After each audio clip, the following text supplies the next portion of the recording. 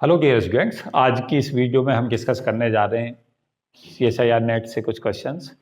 और ये जो सभी प्रॉब्लम है जो अभी हम हाइड्रोजन एटम पर डिस्कशन कर रहे थे उसी से संबंधित हैं।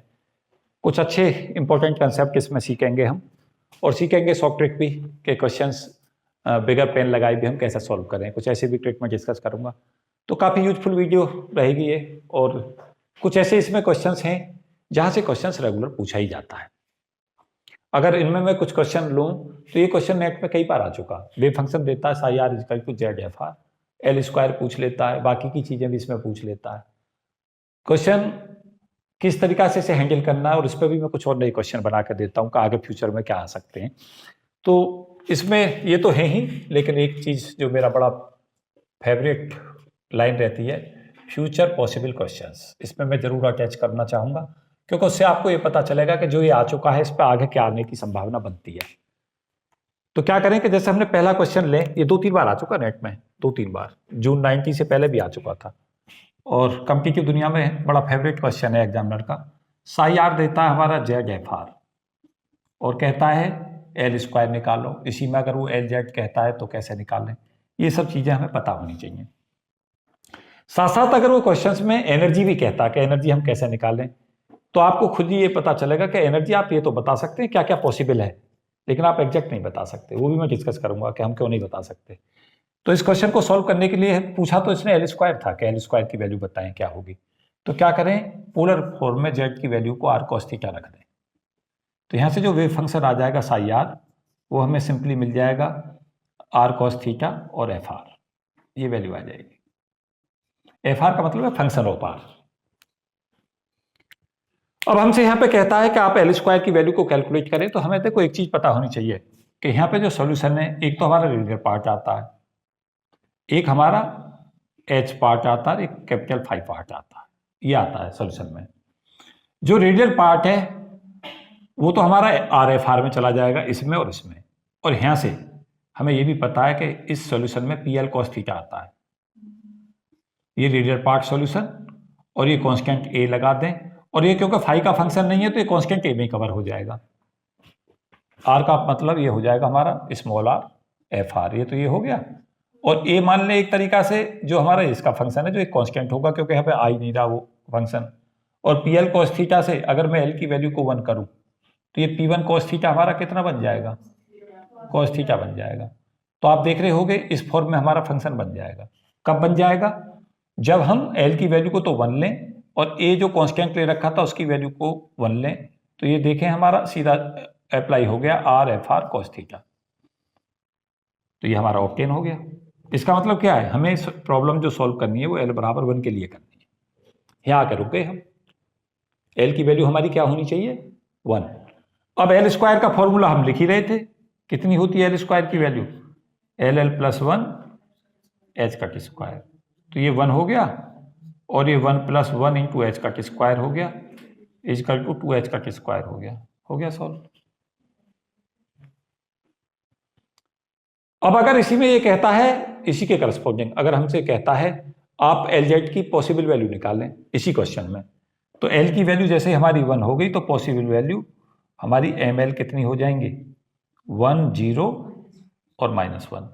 तो अगर इसी क्वेश्चन में एल की पॉसिबल वैल्यू पूछे तो आंसर मार्क करना था हमें H0 0 और -h कट।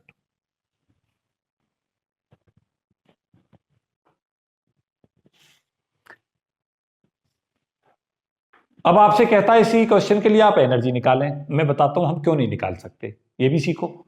क्यों नहीं निकाल सकते, इंपॉर्टेंट चीज है, इसलिए नहीं निकाल सकते कि L बराबर 1 हमारा यहां से पता चल रहा कि ये फंक्शन L बराबर 1 के लिए है।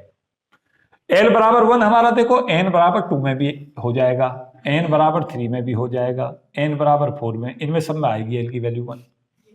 तो आपको क्या पता है कौन से n में, तो आप एनर्जी आइगन वैल्यू नहीं निकाल सकते। अगर वो ये कहता है कि L बराबर 1 है और आपके साथ में कहता है एनर्जी क्या पॉसिबल नहीं हो सकती, तब इसे बता सकते हो।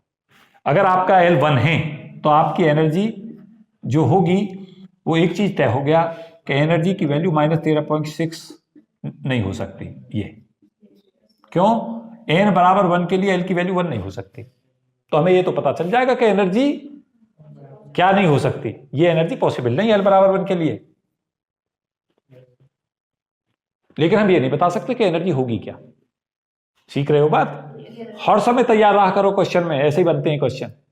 हाँ रश्मि। कल वाला लॉजिक ही लगाएंगे, जैसे P1 cos थीटा है तो सर ml की वैल्यू उसमें 0 हो गई, तो सर फिर LZ की वैल्यू तो 0 बेसिकली क्या है कि जैसे हमारे पास में यहाँ क्वेश्चन दे रखा है, इसके अंदर बिल्कुल सही लॉजिक लगा रही है कि यहाँ पे अगर हम r cos theta f r लेके चलें, तो अगर इसी वेव फंक्शन को लेके चलें लॉजिक में, देखो वो क्या कहना चाहती है, वो कहना चाहती है कि PL और ML होता है यहाँ।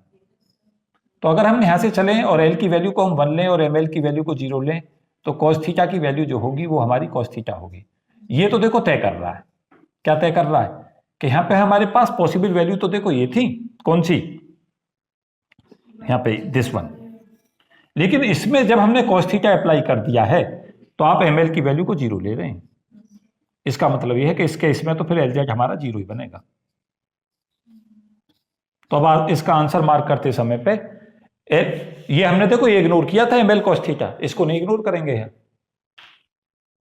क्योंकि ML बराबर 0 के लिए cos थीटा होगा ये।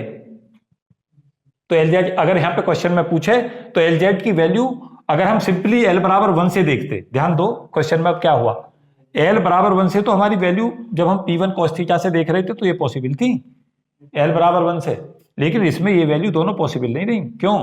कि जब एसोसिएटेड पोलोनोमियल में जाएंगे L ML यहाँ पे 1 और या -1 लेंगे तो यहाँ cos थीटा आएगा ही नहीं, यहाँ कुछ और आ जाएगा। इसका मतलब क्या आंसर मार्क करें? अब इसके आंसर 2 हो गए। L स्क्वायर की वैल्यू कितनी, 2h का स्क्वायर, LZ की वैल्यू 0, और तीसरा एनर्जी क्या नहीं हो सकती, -13.6 इलेक्ट्रॉन वोल्ट नहीं हो सकती, ये पॉसिबल नहीं, इससे ऊपर हो सकती है कुछ भी। तो एक ही क्वेश्चन के डिफरेंट एस्पेक्ट डिस्कस कर रहा हूं। अब इसी क्वेश्चन को देखो, अब आगे ऐसे पूछ सकता है, साई आर दे दिया हमसे a 3z square minus r square और कहा एफ आर, इस फॉर्म में दे रखा है। फ्यूचर का क्वेश्चन है ये, फ्यूचर पॉसिबल क्वेश्चन। अब कहता है इसमें L स्क्वायर की वैल्यू निकालो और पूछता है LZ निकालो, और कहता है एनर्जी क्या पॉसिबल नहीं हो सकती। ऐसे क्वेश्चन दे सकता है। 3 चीजें, तो क्या करोगे, यहां पे Z की वैल्यू को r cos थीटा रखा दो, तो क्या बन जाएगा, a r square 3 cos square theta minus 1 F R, यह बन गया। देखो ये जो हमारे पास आएगा ये आएगा P2 0 cos थीटा, इसकी वैल्यू होती है half into 3 cos square theta minus 1। तो यहां से कंपेरिजन करते हैं, क्या पता चला, ये तो L हो गया, ये ML हो गया, तो L की वैल्यू कितनी हो गई 2, ML कितना हो गया 0। बात पहुंचे? तो क्या वैल्यू आ गई यहां से, L स्क्वायर चाहिए अब हमें, तो यहां पे फिर से पुट कर दें, कितनी वैल्यू आ गई, और ML 0 लिया है तो LZ 0 हो गया। जब L की वैल्यू 2 होगी तो N देखो कौन कौन से पॉसिबल है। क्या N बराबर 1 के लिए L की वैल्यू 2 पॉसिबल है? नहीं है, L की वैल्यू 0 होती है। तो एनर्जी यहां पे क्या नहीं हो सकती इलेक्ट्रॉन की, -13.6 नहीं हो सकती, ये नॉट पॉसिबल लिख रहा हूं। आप पता है मैं क्या करता हूं, जो तुम्हें सिखाना चाहता हूं, मैंने क्वेश्चन उठा लिया कोई, फिर मैं ये देखता हूं इससे हम क्या क्या चीजें ऑब्टेन कर सकते हैं। तो एक ही क्वेश्चन में मल्टीपल चीजें सीखने को मिलती हैं। तो यहां पे आपने क्या किया, n बराबर 1 पॉसिबल नहीं है, क्या n बराबर 2 पे L की वैल्यू 2 पॉसिबल है? नहीं पॉसिबल है, तो -13.6 अपॉन 4 इलेक्ट्रॉन वोल्ट, ये नॉट पॉसिबल केस है। लेकिन अगर n बराबर 3 लोगे, अब जैसे कहता है इसी केस में कहा वेव फंक्शन ये है, कहता है इसके करस्पॉन्डिंग मिनिमम एनर्जी कितनी हो सकती है। अब क्वेश्चन बढ़िया कर दिया उसने।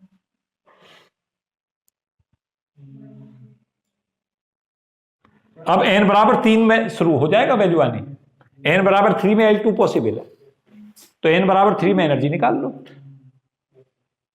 n बराबर 3 के लिए L बराबर 2 पॉसिबल होगा। बन गया क्वेश्चन, क्वेश्चन बनाने सीखो। अब देखो एक जगह हम क्वेश्चन मिस कर रहे हैं, मैं एक वीडियो में दूंगा, जहां पे मैं एसोसिएटेड लेगारे पोलिनोमियल पे क्वेश्चन दूंगा, जहां एल की भी वैल्यू फाइनाइट होगी और एमएल की भी फाइनाइट होगी। यहां तो सब प्रॉब्लम कैसी कर रहे हो, एमएल 0 के लिए कर रहे हो ये। फिर ऐसे भी क्वेश्चन आ सकते हैं जहां एमएल की वैल्यू भी फाइनाइट हो और एल की भी फाइनाइट हो, उन्हें कैसे हैंडल करोगे दूंगा मैं नेक्स्ट वीडियो में कहीं। सीख गए? तो इस पे क्वेश्चन देखो मैंने क्या किया, देखो ये आया नहीं है लेकिन मैंने आगे का तुम्हें प्रिडिक्ट कर दिया कि ऐसे क्वेश्चन आएंगे। जब तुम सोचोगे ना वह एग्जामिनर ये पूछ चुका, अब उसके पास आगे के स्कोप उसे ढूंढने, तो देखो उसे स्कोप सुझा दिया मैंने, अब उसको सुझा रहा हूं तो तुम्हें अपने आप पता चलना चाहिए। मींस आप उससे पहले जहां एग्जामिनर पहुंचने वाला है उससे पहले पहुंच जाए, आपके लिए राहें क्या हो जाएंगी सदन आसान, और टफ सदन जब आप पीछे रह गए, क्योंकि तो दोनों में युद्ध चलता है, किस किस का, स्टूडेंट की तैयारी का और दूसरा किसके बीच, एग्जामिनर के बीच। एग्जामिनर सदा चाहता है वो सुपर रहे, मींस जहां तक आप सोच रहे हो, आप जहां तक वो सोच के क्वेश्चन पूछ रहा हो वहां तक आप ना सोचें, कुछ जो सोचेंगे उनके सिलेक्शन हो जाएंगे। क्वेश्चन नंबर 1 समझा दिया। अब क्वेश्चन नंबर किस पे चलें, 2 पे। क्या वैल्यू दे रखी है, साई एक्स वाई जेड। देखो मैं तुम्हें सदा बता रहा हूं, कभी भी क्वेश्चन जहां आ चुका है आप कभी भी वहां तक ना रुकें। आइंस्टीन के इस कोटेशंस को मैं लगातार रिपीट करता हूं, आज फिर रिपीट कर रहा हूं। आइंस्टीन कहते हैं कि मेरी सक्सेस का कारण यह है कि जहां पर रिजल्ट आते हैं मैं उस पर ज्यादा डीपर तक सोचता हूं। कंपटीशंस के युग में भी यही है, जहां रिजल्ट आ जाए आप कितने डीपर तक जाकर सोचते हैं वही आपकी मंजिल को तय करते हैं। एक स्टूडेंट ऐसे होते हैं जो जीवन में जो भी एग्जाम देते हैं सब में क्वालिफाई कर जाते हैं, कुछ स्क्रैल करते हैं, तो स्क्रैल इसलिए करते हैं क्योंकि जहां तक एग्जामिनर पहुंचा है वो वहीं तक सोचते रहते हैं। एग्जाम आगे जब क्वेश्चन आता है उससे आगे आ जाता है, फिर उनसे निकलता ही नहीं। आपको करना क्या होगा, जो भी रिजल्ट आए उस पर फ्यूचर क्वेश्चन सोचें। मैं इस साल की सबसे बड़ी पूंजी जो तुम्हें दे रहा हूं वो यही दे रहा हूं, फ्यूचर पॉसिबल क्वेश्चंस। और जब तुम्हें पता चलेगा आगे जब तुम्हें पेपर दोगे तो तुम्हें कहीं ना कहीं सीधे सीधे टकराते नजर आएंगे क्वेश्चन। जैसे ही L बराबर 1 पर क्वेश्चन आ गया तो आपका माइंड तुरंत से काम करना चाहिए कि L बराबर 2 पर आएगा तो कैसे करेंगे, L बराबर 3 पर आएगा तो कैसे करेंगे। और सिंपल हमारे पास हम जो पोलिनोमियल यूज कर रहे हैं लेगारे पोलिनोमियल, उसके कैसे एप्लीकेशंस यूज कर सकते हैं, लीजेंडर पोलिनोमियल के एप्लीकेशन हम कैसे यूज कर सकते हैं, उन पर हम फ्यूचर कैसे क्वेश्चन बना सकते हैं। अगर हम इन चीज़ों को करके चल रहे हैं तो फिर आसान है, बहुत आसान है। अब L के R का फॉर्मूला मैंने लिख दिया, आपको याद ही नहीं है, वहाँ पे L2R की वैल्यू पूछ ली, L3R की वैल्यू पूछ ली, तो कैसे निकालोगे, फॉर्मूले आपको याद ही होने चाहिए। तो यहाँ पे आपने साई एक्स वाई जेड की वैल्यू को लिख दो, क्या आ गई बच्चों, देखो क्वेश्चन में क्या है। इसी क्वेश्चन को यहाँ पे दूसरी फॉर्म तरीके से पूछ लिया है, यही क्वेश्चन से एन जेड बहुत आता है इस पैटर्न पे क्वेश्चन, वेव फंक्शन देता है, L² पूछता है, LZ पूछता है, लगातार क्वेश्चन देखता हूं मैं इस पर। क्या होती है फॉर्म, x की value r sine theta cos phi, y की value r sine theta sine phi और z की वैल्यू r कॉस थीटा। ये वैल्यू यहां पुट कर दो, क्या आ गया, साई, अब फंक्शन किसका हो जाएगा, r theta phi N r cos theta और एक्सपोनेंशियली माइनस AR²।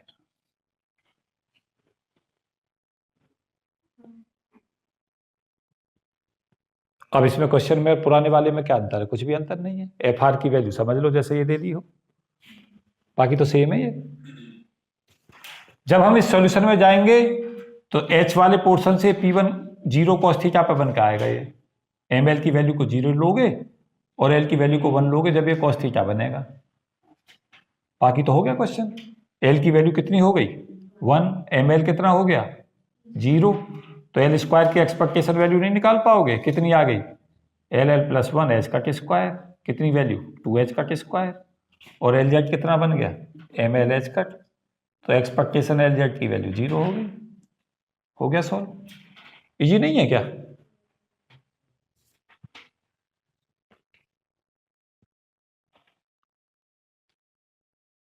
अगर आप इस वेव फंक्शन में देखें तो देखो एक तरीका और भी था इस क्वेश्चन को सॉल्व करने का। हाँ, क्या कुछ गड़बड़ हो गया क्या, सही है। देखो ध्यान दो मेरी बात, इस टर्म में केवल और केवल रियल क्वांटिटी आ रही है, आर एन थीटा ये सब रियल है। अगर ध्यान दो मेरी बात है, ध्यान से सुनो, e की power I M L phi solution में आता है तीसरा पार्ट में। अगर एम एल की वैल्यू है फाइनाइट आ गई ना, तो सॉल्यूशन में रियल और इमेजिनरी दो पार्ट आएंगे। क्यों? e की power I M L phi cos M L phi plus I sine M L phi आएगा यूलर थ्योरम से, और ये क्वांटिटी केवल रियल है। इसका मतलब ये इसमें फाई है ही नहीं।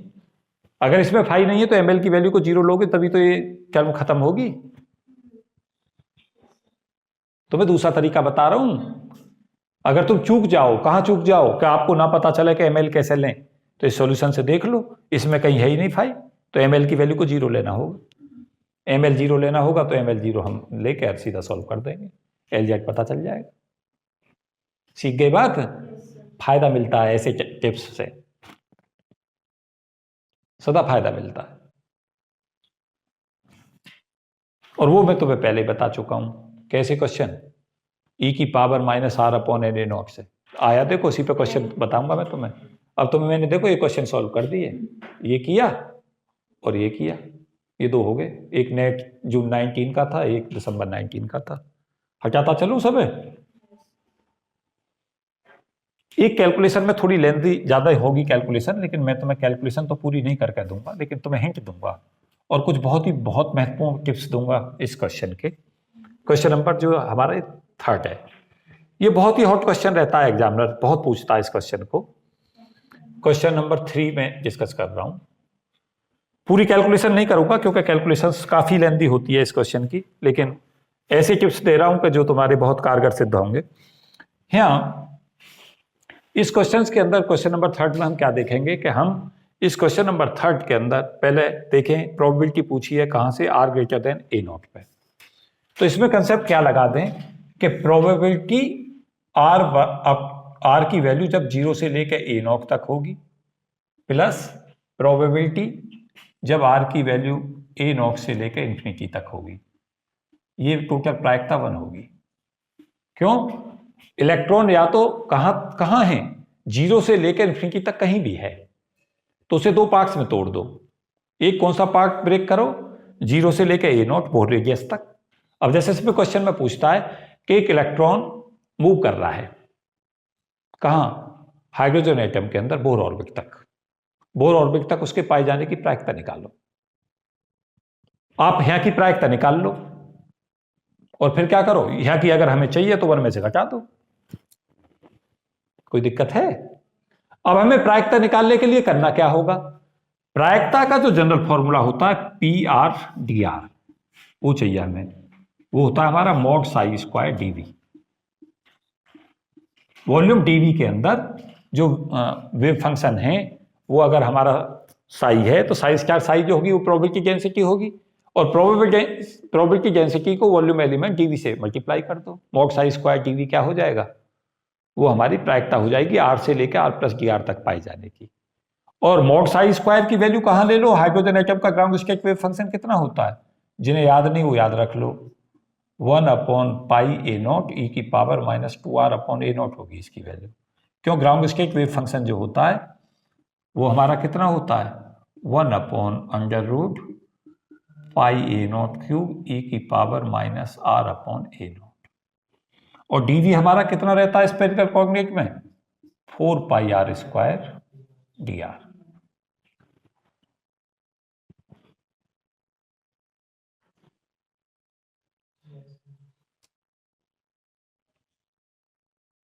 अब प्रायिकता आप कहां से कहां तक निकालना चाहते हो?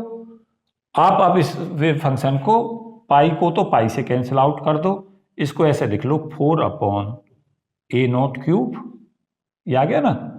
और यहां पे ब्रैकेट में क्या आ जाएगा? ई की power minus 2r upon A naught R square D R, ये आ गया। अब प्रायिकता कहां निकालना चाहते हो? 0 से लेकर ए नॉट तक। तो क्या करोगे? ये तो r से लेकर r प्लस डी आर तक है ये प्रायिकता, और r से r प्लस डी आर का मतलब समझ रहे हो? ऐसे एक रीजन ये तुम्हारा स्पेरिकल सेल आर की और एक दूसरी किसकी खींच दी, आर प्लस डी आर की, ये विथ टी आर हो गई। ये इसमें पाए जाने की प्रायिकता है इस रीजन में। ये है डीवी कितना 4 pi R square D R, ये है। अब क्या होगा, इस लिमिट ऑफ इंटीग्रेशंस को कहां से कहां तक ले जाओ, 0 से लेके ए नॉट तक इंटीग्रेट कर दो इसे। यहां 0 से लेके ए नॉट तक इसे इंटीग्रेट कर दो। यहां प्रायिकता कहां से कहां तक की मिल जाएगी, ये प्रोबेबिलिटी देगा आर बराबर 0 से लेके ए नॉट। क्यों, जहां से जहां तक लिमिट ऑफ इंटीग्रेशन लगा दोगे। मैं इसमें ट्रिक लगा रहा हूं, पता क्या कर रहा हूं, ये निकाल दूंगा और 1 में से घटा के यहां की प्रायिकता मुझे पता चल जाएगी।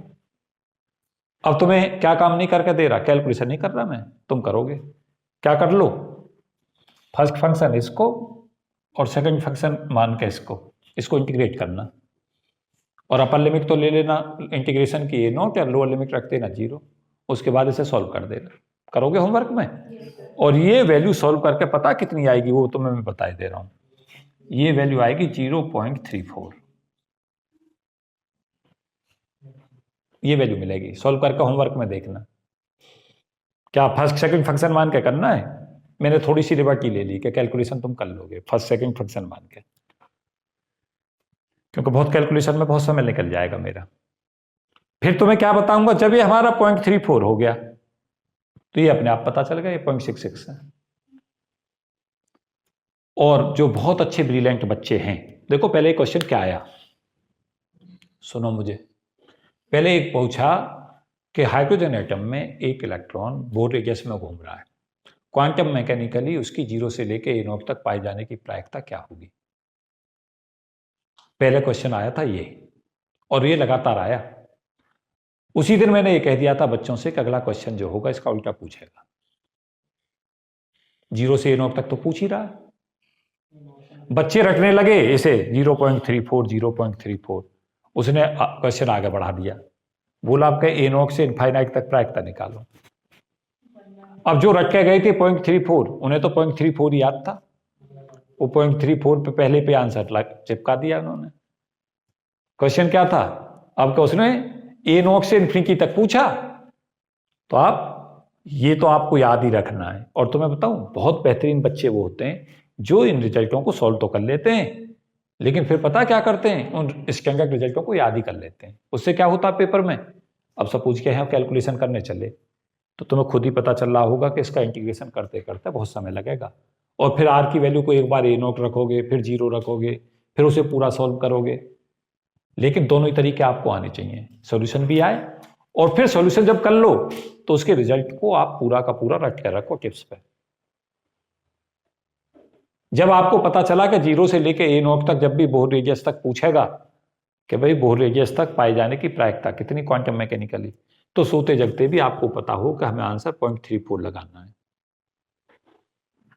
जब हमें 0.34 पता चल जाएगा तो दूसरा कंसेप्ट हमें यह भी पता हो कि 0 से लेकर इन्फिनिटी तक प्रायिकता 1 है, तो जब 0 से लेकर ए नॉट तक प्रायिकता हमारी 0.34 हो गई तो ए नॉट से इन्फिनिटी तक 1 में से घटा दो। बात को समझ में आई या नहीं आई? अब तुम सोचोगे सर अब तो यहाँ स्कोप खत्म ही हो गया क्वेश्चन का, अब क्या पूछेगा एग्जामिनर, अब एग्जामिनर पे तो कुछ बचा ही नहीं पूछने को। आप बिल्कुल ऐसा मत सोचो, वो कहीं भी क्वेश्चन क्रिएट कर लेता है, कहीं भी क्वेश्चन क्रिएट कर लेता है, उसके पास बहुत स्कोप्स रहते हैं क्वेश्चंस क्रिएट करने के। आपको वेव फंक्शन दे देगा, वेव फंक्शन देने के बाद में वेव फंक्शन से जुड़ी पता नहीं कितनी सारी चीजें पूछ लेगा, तो स्कोप तो बना ही रहते हैं। ये मत सोचना कि स्कोप इसमें नहीं रहेगा, रहेगा फर्दर भी। तो ये क्वेश्चन हमारा देखो, ये मैंने डिस्कस किया, इसके टिप्स बता रहा था। अब उठाते हैं अगला क्वेश्चन, क्वेश्चन नंबर 4 इस वीडियो का। और इसमें करना क्या है कि जो भी आप क्वेश्चन करें उस पर जरूर सोचते चलें। इस जैसा आपने ये फॉर्मूला यूज किया तो आपको पता हो कि फॉर्मूला हम कैसे पीआर टीआर का कैसे निकालते हैं। अब जैसा आपसे कहेगा, जैसा आपसे इसी क्वेश्चन में कहता है, उस आर की वैल्यू कैलकुलेट कीजिए। देखो आपके लिए क्वेश्चन कुछ भी नहीं है, मेरे लिए इसमें बहुत क्वेश्चन छिपे रहते हैं। मैं कहता हूं आप बताइए कि क्वांटम मैकेनिकली प्रूव कीजिए कि n बराबर 1 में पार्टिकल के पाए जाने की प्रायिकता सबसे ज्यादा बोर रेडियस पर होती है। या मैंने कहा कि बोर रेडियस पर पाए जाने की आप प्रायिकता बताएं क्या होगी। अब आप सोचोगे सर ये तो आपने बताया ही नहीं था, सब कुछ आपके सामने रिजल्ट है, यहीं से क्वेश्चन सॉल्व हो जाएगा। क्यों? आप तो एक बार क्या सोच रहे होते हो कि बस रिजल्ट आ गया, अब क्वेश्चन इस पर खत्म हुए, अब हमें क्या करने की जरूरत है? और जरूरत किस चीज की है? जरूरत वहीं पर सोचने की है कि आगे क्या क्वेश्चन होंगे इस पर। पहला काम ये करोगे कि dr को dr से कैंसिल आउट कर दो। फिर पता क्या करो, ये तो 4/a0 क्यूब को तो ऐसा रख लो, यहां पे कर लो e⁻²r/a0 r स्क्वायर। ये प्रोबेबिलिटी एट r है। अब कहता है r बराबर a0 पे प्रायिकता बताइए, तो r की वैल्यू a0 रख दो, यहां पे आ गया आंसर। कोई दिक्कत है? लेकिन अगर वो r बराबर 2a0 पे पूछे प्रायिकता बताओ तो ये मत लगाना, फिर वेव फंक्शन हमें, ये हमारा वैल्यूज r बराबर a0 तक है, ये ग्राउंड स्केल वेव फंक्शन है, उसके लिए n बराबर 2 का वेव फंक्शन चाहिएगा। कभी क्या करो, कोई भी फंक्शन कहीं भी लगा दो। बच्चे क्या करते हैं, ग्राउंड स्केल से ही लगा के कहीं का भी लगा देंगे उसे। उनके लिए क्या है, उनके लिए तो ये है कि बस एक वेव फंक्शन पता है, यही होता है। यही थोड़े ही होते हैं, सबके अलग होते हैं। n बराबर 2 का अलग वेव फंक्शन होगा। इस पे ज्यादा आते हैं क्वेश्चन। अब कहता है r बराबर a0 पर दिखाओ बोर रेडियस पर सबसे ज्यादा प्रायिकता है, तो क्या करोगे, dp/dr को 0 कर दो, मैक्सिमम मिनिमम प्रायिकता का इससे ही तो करोगे। क्या वैल्यू आ गई, d/dr e⁻²r/a0 r square equal to क्या कर दो 0। तो क्या बन गया 2r e⁻²r/a0 प्लस, हाँ जी, plus e⁻²r/a0 upon -2/a0। Differentiation चल रहा है, मैंने इंटीग्रेशन मार दिया, तो क्या लिख दूं, -2/a0 r स्क्वायर भी आएगा इक्वल टू 0 नहीं हो गया। अब देखो यहां कॉमन निकाल दो, क्या निकल गया कॉमन, 2r e⁻²r/a0 कॉमन निकल गया, 1 प्लस नहीं आएगा माइनस आएगा।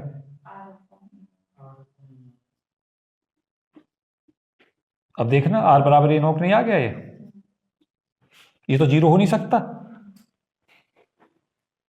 तुम कहोगे सर ये 0 करने का मतलब क्या है, या तो मैं r को क्या रख दूं, 0 रखूं, r बराबर 0 तो मतलब न्यूक्लियस के अंदर ही, न्यूक्लियस में तो इलेक्ट्रॉन होता ही नहीं, या इसको 0 करूं तो r को इन्फिनिटी करूं, वो कर ही नहीं सकता। क्या r बराबर इन्फिनिटी तो कहीं आएगा ही नहीं पॉइंट। अब यही बचा मुझ पे r बराबर a0। इसका मतलब क्या हुआ कि प्रोबेबिलिटी पाए जाने की प्रायिकता सबसे ज्यादा r बराबर a0 पे है। तो क्वांटम मैकेनिक्स किसको समर्थन करती नजर आ रही है, बोर को। बोर कहता है इलेक्ट्रॉन a0 पे घूमता है, ये क्वांटम मैकेनिक्स क्या कह रही है, ये मोस्ट प्रोबेबल है, सबसे ज्यादा उम्मीद है इस पे होने की। सीख गए, चला कहां से था पहुंचा कहां दिए तुम। कितने एक ही क्वेश्चन में क्या बना दिए, प्रोबेबिलिटी r बराबर a0 पर पूछे या पुट कर दो r बराबर a0। और देखो ऐसा क्वेश्चन आया है इस पे, तुम क्वेश्चन सोचते रहा करो। कहता है कि प्रोबेबिलिटी r बराबर a0 पे निकालो और प्रोबेबिलिटी r बराबर a0/2 पे निकालो और इनकी रेशो निकाल दो, बन गया क्वेश्चन। ऑर्थर बीजर में सॉल्व प्रॉब्लम है। क्या करोगे, r1 square e⁻²r1/a0 upon r2 square e⁻²r2/a0। r1 को तो रख दो a0 और r2 को रख दो इसमें, बस आ गया सॉल्व।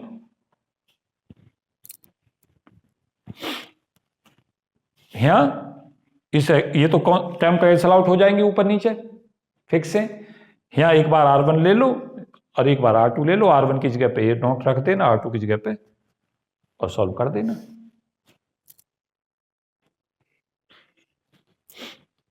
कर लोगे? वैल्यू रखनी है बस, और कुछ नहीं करनी। और तुम ये मत सोचना, यही पूछेगा, पूछ लेगा प्रोबेबिलिटी r बराबर a0/2 और r बराबर a0/3 की रेशो निकालो, इसी में पुट कर देना, जिस पे पूछे उसी पे सॉल्व कर दो। लेकिन अप्लाई कहां से कहां तक करना है, ये 0 से a0 तक के लिए अप्लाई करने हैं ये सब एक्सप्रेशंस। सीख गए? एक ही क्वेश्चन का पोस्टमार्टम कैसे करते हैं ये सीखो। एक क्वेश्चन उठाओ, उस पर करते रहो, क्वेश्चन करते रहो, पता चला कितने सारे कंसेप्ट सीखने को मिलते हैं। दुनिया की एक बेहतरीन फिजिक्स जाती है कहां से? अप्लाइड क्वेश्चनों से। क्या आ सकता है? ड्रॉप कर दूं?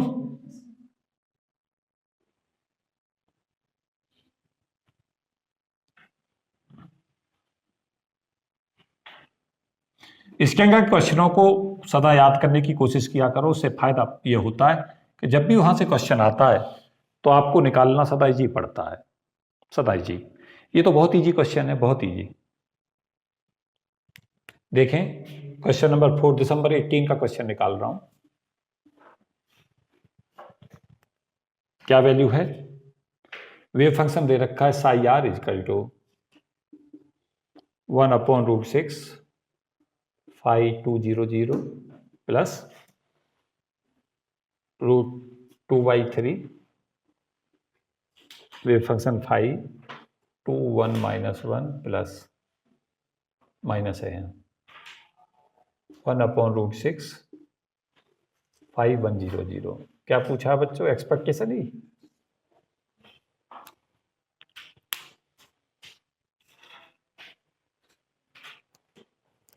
समझो, इजी क्वेश्चन है काफी। देखो यहां n बराबर 2 में इसको कंपेरिजन कर लो, c0 sign φ0 plus c1 φ1 plus c2 φ2 से। यहां देखो इसके कोफिशिएंट का स्क्वायर, n बराबर 2 में प्रायिकता कैसे बताओगे? ये तो n 2 है, प्रायिकता यहां पर कितनी है? क्या कह दूं इसे? p0 कह दिया, चलो मैंने। कितनी हो गई? 1/6। यहाँ n बराबर 2 में अगली प्रायिकता कितनी है? देखो 2/3। इसके कोफिशिएंट का स्क्वायर ही तो करते हैं प्रायिकता के लिए। और यहाँ पे n बराबर 3 में प्रायिकता कितनी है? 1/6। इनको ऐड करके देखो ये 1 बना या नहीं बना? बन गया। इसका मतलब ये नॉर्मलाइज्ड वेव फंक्शन है, सिखाया था। और फिर एक्सपेक्टेशन ही कैसे निकालते हैं? P0 E2 plus P1 E2 plus P2 E3। n बराबर 3 में एनर्जी थी, अच्छा यहाँ पे 3 लिख दिया मैंने, 1 P2 E1। बस वैल्यू रख दो। क्या नहीं पता आपको? E2 नहीं पता क्या? आज ही सिखा रहा था, -13.6/4 हो जाएगी। कितनी?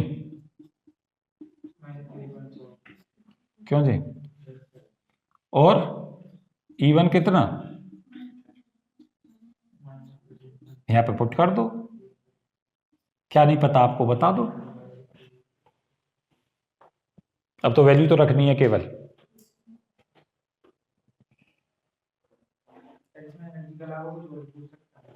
हाँ वो तो हम सदा सोच के चले कि और बाकी क्या पूछ सकता है, वो सदा सोच के चलो। एनर्जी तो हमने निकाल ली, एनर्जी के अलावा देखो और क्या पूछ सकता है? एनर्जी के अलावा पूछ सकता है एल स्क्वायर की वैल्यू निकालो, एल स्क्वायर। एल जेड पूछ सकता है, एल जेड कैसे निकालें? तो आपको क्या करना, जैसे सपोज किया एल जेड पूछता है तो एल जेड की वैल्यू ml कट हो गई, हो गई। अब ध्यान दो मेरी बात, पेन मत चलाओ क्योंकि समय लगेगा, नहीं तो मैं एक एक क्वेश्चन को सॉल्व करूंगा। मैं ट्रिक समझाता हूं तुम्हें। अब देखो ये वैल्यू कैलकुलेशन अपने आप कर लेना, यहाँ पे वैल्यू पुट कर देना, बस इसमें कर लोगे। अब देखो इसमें क्या है कि एल जेड बराबर ml कट है, तो देखो n l ml, ml बराबर 0 है। यहाँ पे 1/6 प्रायिकता है लेकिन ml की वैल्यू 0 है, तो यहाँ पे आंसर क्या लगा दोगे? 1/6 × 0 h कट। ml की वैल्यू 0 रख दो और प्रायिकता से मल्टीप्लाई कर दो। प्रायिकता की तो 0 हो गया ये, प्लस आगे चलो यहाँ पे 2/3 प्रायिकता। ml की वैल्यू कितनी? तो माइनस एच क्रॉस, यहां पे और ml कितना, तो 0h कट, तो ये तो दोनों जीरो ही हो गए, आंसर इसका -2/3h कट हो गया। एलजीआ कैसे निकालते हैं, अब भी नहीं सीख पाए, उस स्टेट में प्रायिकता उसको ले लो और ml/h कट रखते चले जाओ, प्रायिकता इंटू ml/h कट, प्रायिकता इंटू ml/h कट, सीख गए। अब एल स्क्वायर पूछता है तो एल स्क्वायर को भी ऐसे ही करो, LL+1 h का स्क्वायर लेते चले जाओ, यहाँ पे L की वैल्यू है 0, यहाँ L 0, तो इनसे तो कुछ आना ही नहीं, यहाँ से आएगा, तो एल स्क्वायर की वैल्यू कितनी लोगे, 2/3, तो ये ले लोगे प्रायिकता के कारण, और LL+1 h का स्क्वायर में रख दोगे और L की जगह पे 1 रख दो, आ गया आंसर। अब भी नहीं समझ पाए, कुछ है इनमें, L square, L Z, energy सब निकल जाते हैं इससे।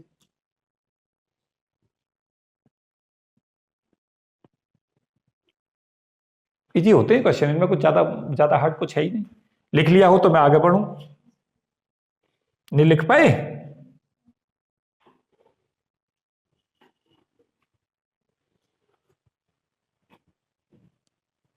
कितना समय हो गया वीडियो चालू किए हुए, चलो तो अभी तो है टाइम। पता है करना क्या है, करना यह है कि आप ट्रिक्स को अप्लाई करना सीखो कि क्वेश्चंस कैसे बनते हैं, कैसे क्वेश्चन को सॉल्व करते हैं, बस इतना आप सीखते रहोगे तो फिर कोई दिक्कत नहीं। बच्चों देखो क्वेश्चन नंबर 5 देखो इस वीडियो का, मैंने कितने 8 क्वेश्चन लिख रखे हैं ना, सब डिस्कस करे दे रहा हूं। 5 देखो, psi wave function R theta phi की वैल्यू कितनी दे रखी है, इक्वल टू कितनी, 1/8 pi A cube, A not cube करे दे रहा हूं क्योंकि मैं बोल रही केस के लिए क्या यूज करता हूं, ए की जगह पे ए नॉट यूज करता हूं। क्या पूछा है क्वेश्चन में, पूछा है मोस्ट प्रोबेबल डिस्टेंस बताइए, और फिर क्या पूछा है, मीन डिस्टेंस बताइए, दोनों की डिवीजन पूछा, तो जब ये दोनों निकाल लोगे तो डिवीजन अपने आप ही हो जाएगा। मुझसे कहोगे सर मोस्ट प्रोबेबल आसान है या मीन डिस्टेंस, मैं कहूंगा ये मुझे बहुत इजी लगती है, मोस्ट प्रोबेबल डिस्टेंस, वो रेडियस ले लूं, तो ये मेरे पास एक्सप्रेशंस में क्या है, ये तो मेरा कांस्टेंट है a की पावर -r/n/n0, n की वैल्यू मुझे 2 पता चल गई, क्या पता चला कि n बराबर 2 में घूम रहा है ये पार्टिकल जिसका वेव फंक्शन दे रखा है।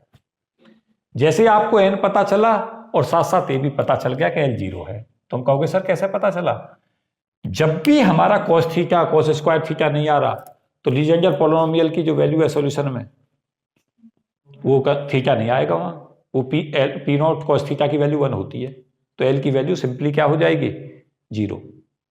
तुम कहोगे सर इनकी क्यों जरूरत पड़ी, भाई इनकी इसलिए जरूरत पड़ी है कि मीन डिस्टेंस के फॉर्मूले में n और l दोनों आएंगे, कल पढ़ाया था मैंने फॉर्मूला, क्या बताया था बोलो जल्दी से फॉर्मूला,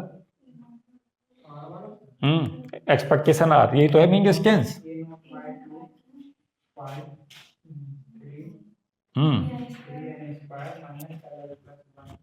चेक करके देखो जल्दी, 3n² माइनस, यही था ना बच्चों। अब यहां पे n की वैल्यू को 2 रख दो, इसमें l की वैल्यू को क्या रख दो, n की वैल्यू 2, l की वैल्यू 0, तो मीन डिस्टेंस का फॉर्मूला आ गया, कितनी हो गई, a0/2 और 6a0 हो गई क्या, तो ये वैल्यू 6a0 आ गई, और most probable distance bore radius होती है, और बोर रेडियस का फॉर्मूला n² a0 होता है, तो मोस्ट प्रोबेबल रेडियस 4a0 होगी, तो ये वैल्यू 4a0/6a0 हो गई। आंसर कितना मार्क करोगे, आ गया सॉल्व, कोई भारी काम था, लेकिन क्या तुम इस फॉर्मूले के बगैर कर लेते इस क्वेश्चन को, कल पढ़ाया था इसलिए मैंने।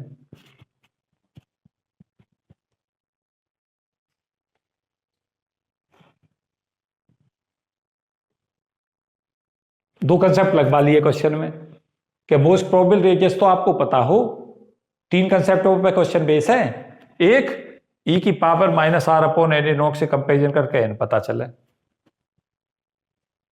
दूसरा, cos थीटा जैसे ही हमारा इंडिपेंडेंट आएगा सॉल्यूशन में, वेव फंक्शन के में थीटा नहीं आएगा तो एल की वैल्यू 0 होगी। पहले जब ये तय ना करोगे जब तक एक्सपेक्टेशन आर कैसे निकालोगे? सीख गए बात? अब इसी क्वेश्चन को जैसे मैं बदल दूं, ये तो जो आया है वो सॉल्व किया तुमने, अब देखो मैं बदले दे रहा हूं इसे। मैंने क्या किया, इस सॉल्यूशन में यहाँ पे कांस्टेंट ए लगा दिया।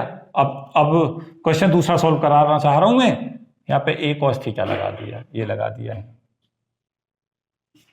अब तुमसे कहा भाई अब भी यही निकालो। अब यहां पे ये वैल्यू बदल जाएगी। अब क्या हो जाएगा, एल बराबर अब 1 लोगे हैं, अब एन बराबर 2 एल बराबर 1 के लिए यहां पे वैल्यू बदलेगी ये। अब क्वेश्चन ऐसे सॉल्व होगा, यहां 6 ए नॉट नहीं आएगा भी, ऊपर तो 4 ए नॉट ही आएगा। क्यों, एन बराबर 2 में वो रेडियस के बराबर ही रखनी है, वो तो निर्भर ही नहीं है एल पे। यहां पे बदल गई वैल्यू, बताओ मुझे जल्दी क्या आ गई वैल्यू, ए नॉट बाई 2 कितना आ गया, 2 दूनी 4 या 12 माइनस कितना 2 कितना आया 10/2 भी तो करोगे। अब आंसर ये हो गया। क्या, फ्यूचर पॉसिबल क्वेश्चंस ऐसे होंगे।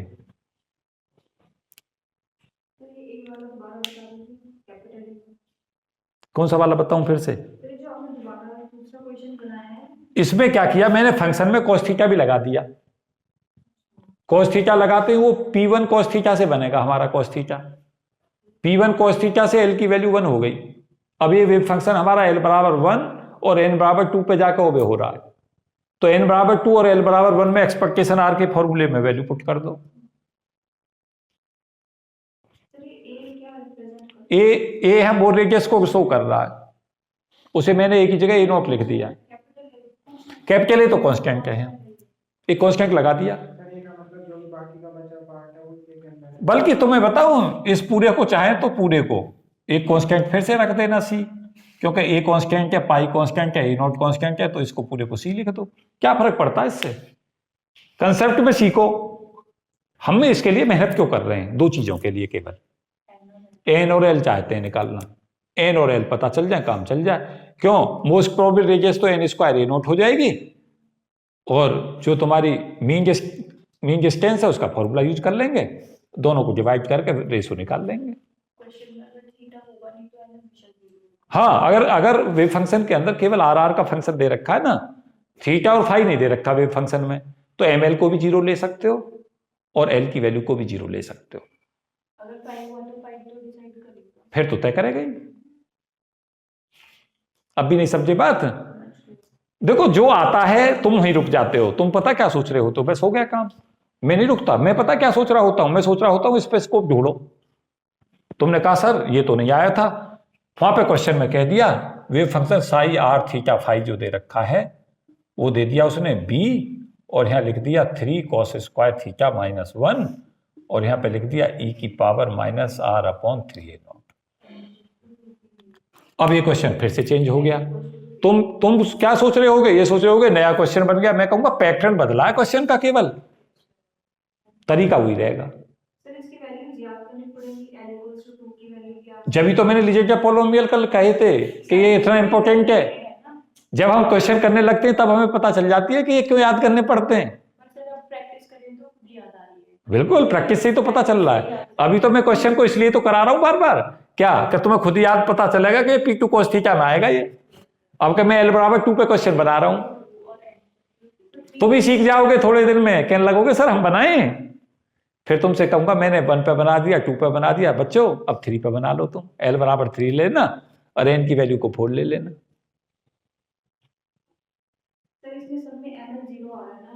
अब फिर ml, जब तू ये कहना शुरू करेगी सर ml की वैल्यू भी फाइनाइट करके चलें, अब कैसे करोगे? तब उसके लिए भी शुरू कर देंगे। क्यों, उसके अलग क्वेश्चन होंगे।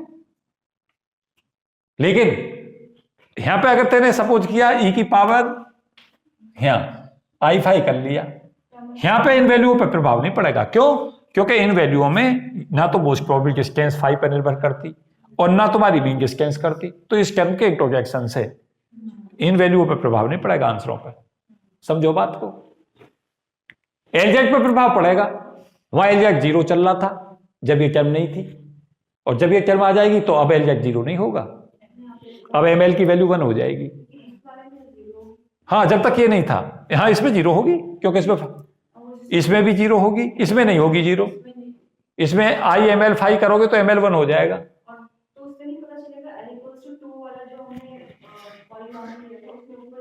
उससे तय मत करो, उससे तय करो। बिल्कुल अपनी बात सही कह रहे हो एकदम से।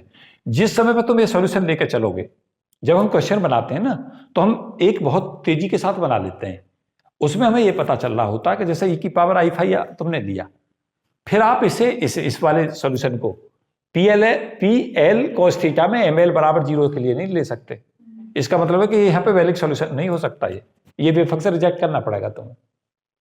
सर जो क्वेश्चन पहले वाला था, अगर उसमें जैसे L की वैल्यू 0 थी, सर cos थीटा का कोई फंक्शन था ही नहीं, तो वहां पे सर ये वाला फंक्शन ML होता। ये तुम्हें बताऊं, जैसे ये तुम्हारा ये वाला फंक्शन है, ये यहाँ होगा ही नहीं, फाई पर भी निर्भर ही नहीं करेगा। तुम्हें पता कैसे रेस्ट्रिक्शन पता चली इसकी तुम्हें ये पता चली कि PLML cos थीटा में P2 cos थीटा से जब भी बन के आ रहा है ये फंक्शन। हाँ, जब ML की वैल्यू होगी, अभी जैसे मैं एसोसिएटेड लीजेंडर पॉलिनोमियल के क्वेश्चन नहीं कराई तुम्हें, लेकिन उसके एक दो क्वेश्चन कराने लग गया ना, तो तुम्हें ये पता चलने लगेगी कि ये एसोसिएटेड लीजेंडर पॉलिनोमियल का में ML की वैल्यू भी तय होती है। अब तो ये सारे क्वेश्चन उसके हैं जहां ML 0 ले रहे हैं, तो तुमने खुद ही कह दिया कि e की पावर आई फाई मत लो सर। क्यों कह दिया? क्योंकि ये हमारा ML की वैल्यू 1 पे ये फिर ये नहीं बनेगा। बस नहीं, तुम्हें खुद पता चलने लगेगा, क्वेश्चन बनाते बनाते खुद ही पता चलने लगेगा कि ये ले सकते हैं, ये नहीं ले सकते। जब हमने इसको इंडिपेंडेंट देखा और यहां इसको इंडिपेंडेंट देखा, तब तो हम लिख पाए, लेकिन जब पता चला दोनों एक दूसरे पर डिपेंडेंट, तो हमें पता चला चॉइस जो रेस्ट्रिक्टिव हो गई। जैसे आपने क्या किया, कोई फंक्शन बना लिया, आपने लिया n की वैल्यू को तो रख लिया 3, और पता चला n की वैल्यू तुम्हारे क्वेश्चन में बना ली 3 और l बना लिया 4, तो जो तुम ऐसा वेव फंक्शन बनाओगे तो इनवैलिड वेव फंक्शन होगा, क्योंकि ऐसा हो नहीं सकता कि n की वैल्यू 3 और l 4 हो जाए। समझो बात को। हाँ, तो ये वैलिड और इनवैलिड वेव फंक्शन ऐसे ही तो तय होते हैं। कुछ बनाएंगे तो काल्पनिक तो बन गया, लेकिन रियलिस्टिक उसमें बन ही नहीं सकता। कम समझे बात। तो अब यहाँ पे L की वैल्यू को 2 ले लो और N की वैल्यू को 3 ले लो, यहाँ पे वैल्यू पुट कर दो और ये चलेगा ही। यहाँ पे R की वैल्यू जो मोस्ट प्रोबेबल होगी वो 9A0 हो जाएगी। यहाँ पे सॉल्व कर देना। सीख रहे हो इसका मतलब। तो अप्लाइड में तुम्हें यही सोचना है। तुम क्वेश्चन बनाते बनाते ही तुम्हें पता चलने लगेगा क्या ले सकते हैं, क्या नहीं ले सकते, क्यों नहीं ले सकते, कैसे क्वेश्चन नए क्रिएट करते हैं। ये सब चीज यही तो सीखना है तैयारी में, और क्या सीखना है। किसी के लिए मैं तुम्हें बताऊं, दुनिया का सबसे आसान तरीका होता है सिलेक्शन लेने का। टॉपिक पढ़ो, नेट गेट कंपटीशंस के क्वेश्चन सॉल्व करो, और जो आ चुका उसी के दाएं बाएं क्वेश्चन बनाओ, उन्हें बना बना के सॉल्व करते रहो। आपको इतने सारे कंसेप्ट पता चल जाएंगे कि एक क्वेश्चन को हम उठाते हैं, उस पर 5-5, 7-7 चीजें हम पता कर लेते हैं। सपोज किया 100 क्वेश्चन हमने क्वांटम के छांटे और उन पर हमने 5-5, 7-7 क्वेश्चन बनाए, तो पता चला वो क्वेश्चन 100 तो कहने को हैं, लेकिन आपने 700 चीजें सीख ली अगर 7 क्वेश्चन बना रहे हो। ये होता है तैयारी का। और कुछ लोग क्या करते हैं, 700 क्वेश्चन करेंगे, 700 ना करें 100 ही करें, लेकिन उन पर 100 पे क्या क्या कैलकुलेट कर सकते हैं वो सीखें। फिर आपको कुछ समय के बाद खुद ही ये पता चलने लगेगा। जब आप डीप में जाकर सोचना शुरू करोगे तो तुम्हें खुद पता चलेगा क्या वैलिड है, क्या इनवैलिड है, क्या कैसे हम क्वेश्चन बनाते हैं, कैसे नए नए बनाते हैं। यही सब आता है। तुम सोच रहे हो जिसने ये क्वेश्चन देखो सॉल्व किया होगा, तुम सोचो इस बात को, जिसने जून 19 का ये क्वेश्चन सॉल्व किया होगा समझ के, उसको इस क्वेश्चन को सॉल्व करने में बिल्कुल दिक्कत नहीं आई होगी। यही क्वेश्चन तो रिपीट हुआ है, थोड़ी सी वैल्यू चेंज सी लग रही है, लेकिन कुछ नहीं है, पैटर्न सबका सेम है। एक ही क्वेश्चन है ये दोनों, कहने को 2 हैं, तो पैटर्न तो रिपीट हुआ ना। अब देखो कहां चलता हूं मैं, रब करूं इसे। सीख गए हो सब या ऐसे ही चल रहा है सब काम? सीख रहे हो, गुड।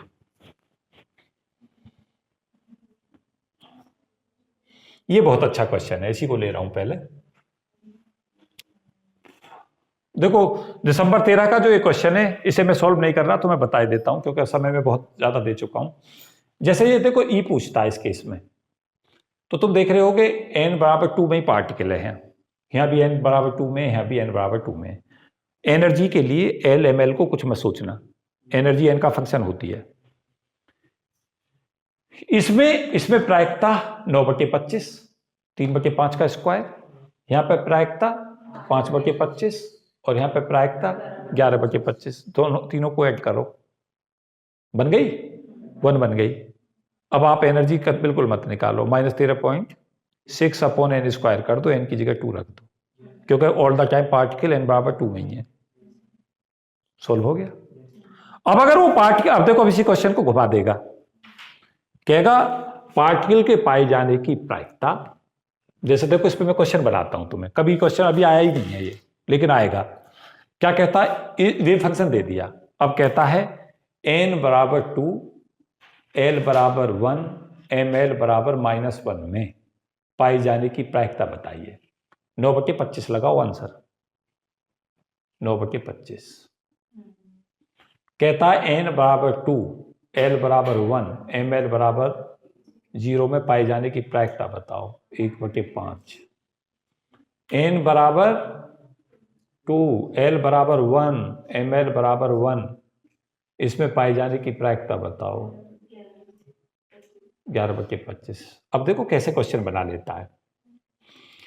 कहता है इसी पे देखो क्वेश्चन ऐसा बना देगा, एल स्क्वायर की वैल्यू 2h कट स्क्वायर आती है और LZ की वैल्यू h कट आती है। ऐसी वैल्यू हमें ऑब्टेन होती है, कितनी, एल स्क्वायर 2h कट मिल रहा है, LZ h कट मिल रहा है, उस स्टेट में पाए जाने की प्रायिकता बताएं। तो अब क्वेश्चन पता है, घुमा दिया इसी को। एल की वैल्यू तो देखो यहाँ 1 है सब में, तो एल स्क्वायर तो सब में 2h कट स्क्वायर बन गया, लेकिन LZ बराबर h कट केवल इस स्केक से बनेगा, तो आंसर 11/25 लगाओगे, बन गया क्वेश्चन। एल स्क्वायर की वैल्यू 2h कट है, LZ बराबर -h कट में पाए जाने की प्रायिकता बताओ, तो आपका आंसर ये आ गया, -h कट के लिए LZ 0 है और एल स्क्वायर की वैल्यू 2h कट है, उसमें पाए जाने की प्रायिकता बताओ, ये आंसर आ गया। सो गए जग गए? एक ही क्वेश्चन को पकड़ो और फिर उसका पोस्टमार्टम शुरू करो बनाना। ऐसे क्वेश्चन तुम्हें सोचने, आगे सुनो। फिर तुमसे ऐसा पूछेगा कि हाँ LZ को h कट में पाए जाने की प्रायिकता P1 है, LZ की -h कट पाए जाने की प्रायिकता P2 है, LZ को 0 रखने की प्रायिकता P3 है, P1/P2 + P3 निकालो। तुम सोच रहे हो कि क्वेश्चन कुछ बदल रहा है, मैं कहूँगा कुछ नहीं बदल रहा, बस निकालने की बातें बदल रही हैं। आपको प्रायिकताएं पता चल गई, P1 P2 P3 पता चल गया, P1/P2 + P3 तुम खुद ही निकाल लोगे, क्या दिक्कत है। P1 P2 P3 तुमने यहां से निकालने सीख लिए, वो अपने आप निकल जाएंगे। मीन्स क्वेश्चन को कैसे अंदर डीप तक जा जाकर क्वेश्चन बनाते हैं, ऐसे बनते हैं। तो काफी चीजें मैं इस पर डिस्कस कर रहा था। एक चीज मैं तुम्हें बता दूं, इस क्वेश्चन को मैं भी डिस्कस नहीं करूंगा यहाँ, एक्सपेक्टेशन LX को।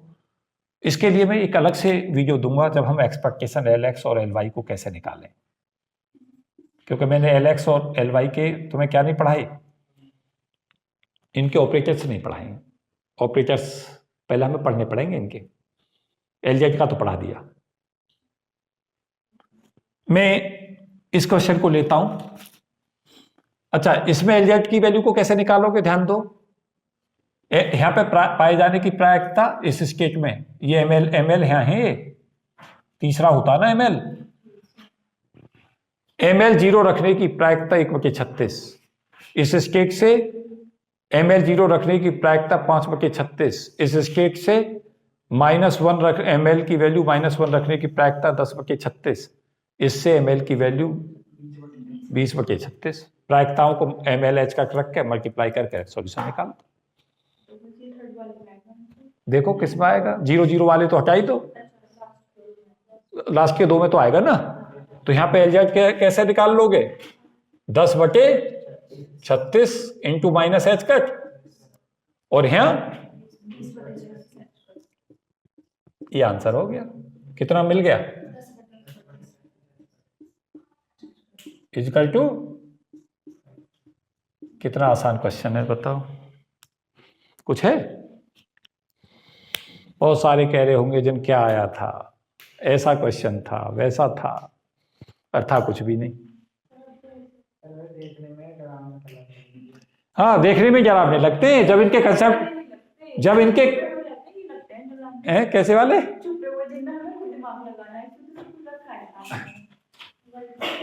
किसी में कुछ नहीं होता, सब कहने की बात है। अब देखो इस वाले क्वेश्चन को और तो मैं बताता हूं। इसमें एलएक्स एक्सपेक्टेशन वो मुश्किल है निकालना, बाकी ये सब चीजें जी हैं। एनर्जी तो बता ही दी, एल स्क्वायर एल जेड सब बता दिए कैसे निकालते हैं। एलएक्स और एल वाई में निकालने का तरीका तो मैं बताऊंगा किसी और वीडियो में। यहाँ देखो इस क्वेश्चन को, देखो क्या होता है, एल स्क्वायर की जो वैल्यू होती है वो होती है हमारी L X square plus L Y square plus L Z square, और एवरेज तौर पे एल एक्स स्क्वायर और एल वाई स्क्वायर की जो वैल्यू होती है वो इक्वल होती हैं, और ये वैल्यू जो होती हैं वो होती हैं half into L square minus L Z square, इसके एक्सपेक्टेशन के इक्वल। तो ये वैल्यू आती है हाफ, और ये होता है L L plus 1 H cut square minus M L square H cut square. ये फॉर्मूले देखो याद भी रखना, ये इंपॉर्टेंट फॉर्मूले हैं, इन्हें मैं हालांकि कहीं और भी डिस्कस करूंगा, लेकिन इनको फॉर्मूलों को कभी भूलो मत।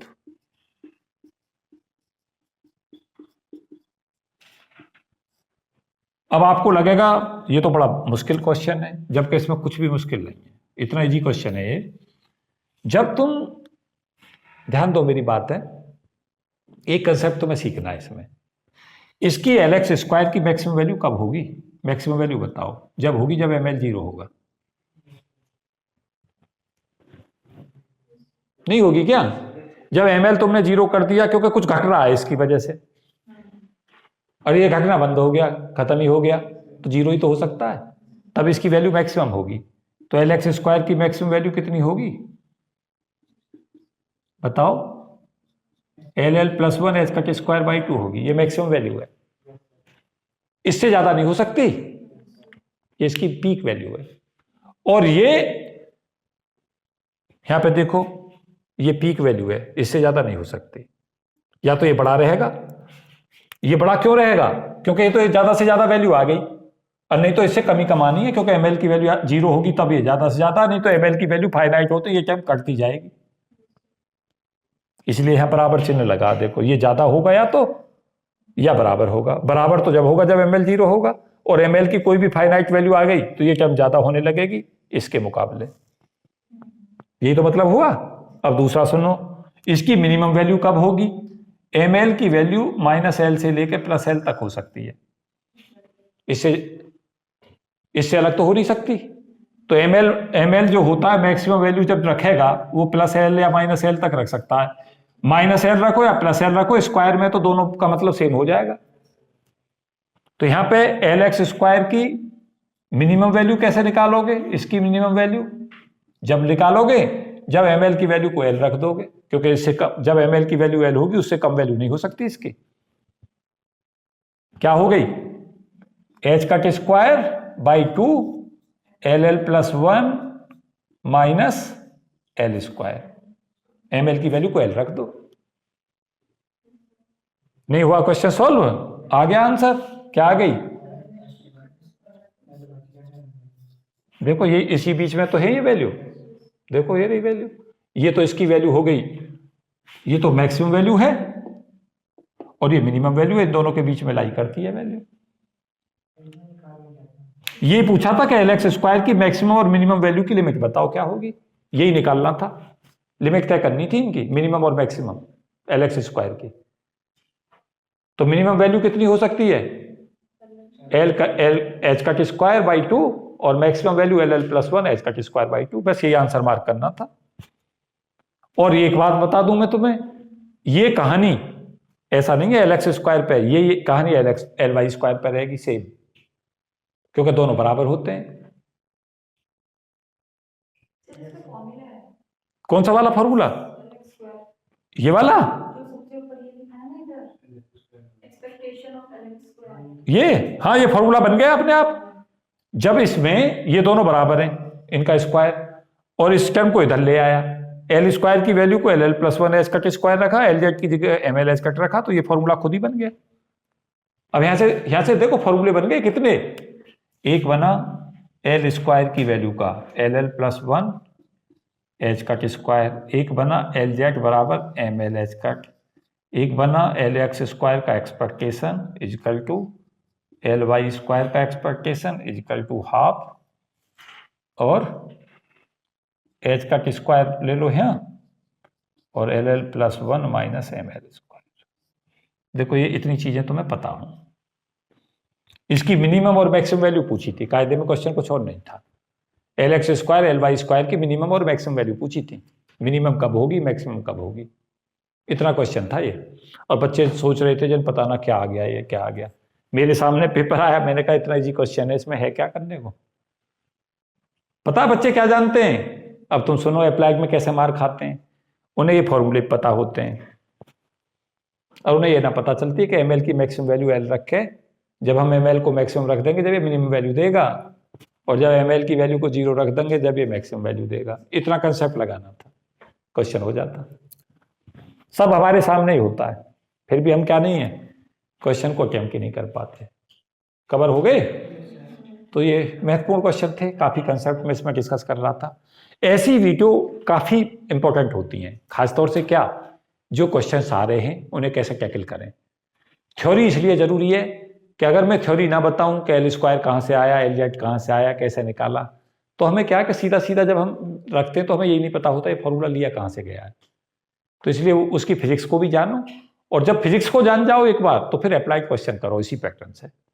तो इस वीडियो में इतना ही, आगे देखते रहें, कंटेंट को लगातार शेयर करते रहें, चैनल को सब्सक्राइब करते रहें। Thank you and best wishes for all of you. जय हिंद।